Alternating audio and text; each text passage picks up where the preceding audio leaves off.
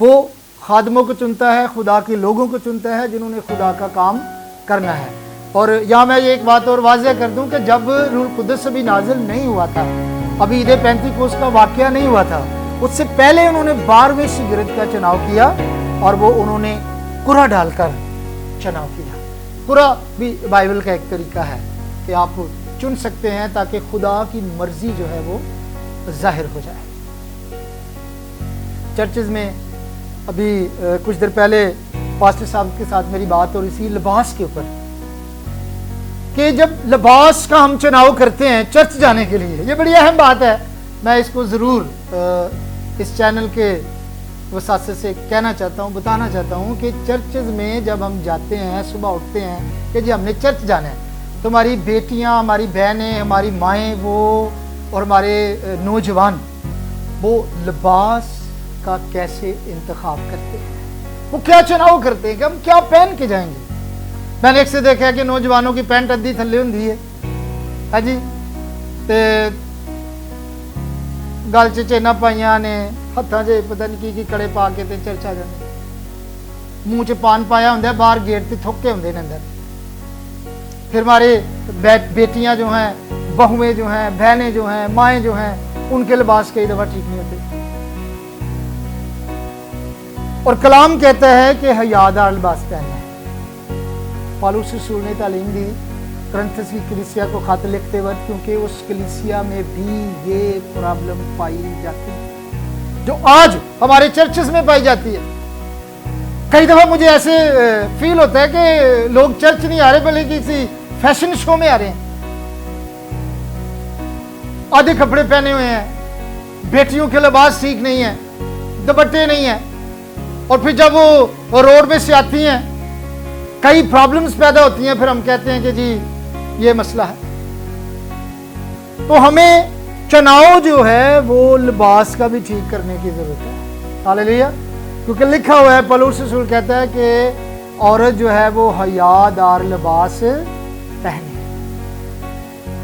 कुरिन्थस की कलीसिया में भी ये प्रॉब्लम है, इसलिए पौलुस ने उनको ये खत लिखा। अब हम देखते हैं कि हम चुनाव में काफ़ी आगे बढ़ चुके हैं और अब हम खुदावंद यीशु मसीह के चुनाव पर आएंगे कि उन्होंने शागिर्दों का जब चुनाव किया तो कलाम में लिखा है वो पहाड़ पर गए, दुआ की उन्होंने, और दुआ करने के बाद अपने शागिर्दों को उन्होंने चुना। और वो शागिर्द जो हैं 12 शागिर्द उन्होंने दुनिया में काम किया। 120 की जमायत, फिर 3000 और मिल गए, फिर 5000 हो गए, और फिर ये काम बढ़ता बढ़ता बढ़ता आज हम करोड़ों और अरबों की तादाद में मसीही जो है वो मौजूद है। मेरे जीजों, अपनी ज़िंदगी में चुनाव ठीक करें, अपने साथी का चुनाव ठीक करें, दुआ करें। भाजदे नटदे शादियाँ जड़ियाँ ने ना, ये बड़ा खतरा है।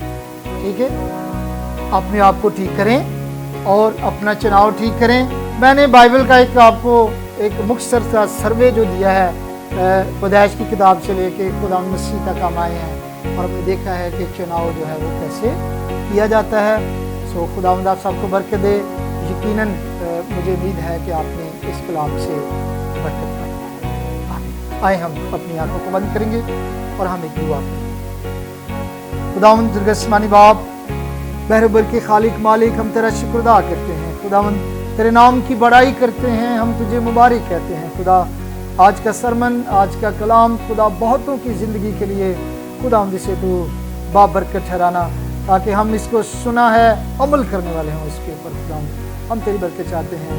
पास्टर रफाकत के लिए भी हम तेरे शुक्रगुजार हैं, उनके चैनल के लिए और खुदावंद सारी खिदमत के लिए हम तेरी शुक्रगुजारी करते हैं और चाहते हैं कि खुदावंद रोज़ बरोज़ इनको आगे बढ़ने का भारी फजल अता कर।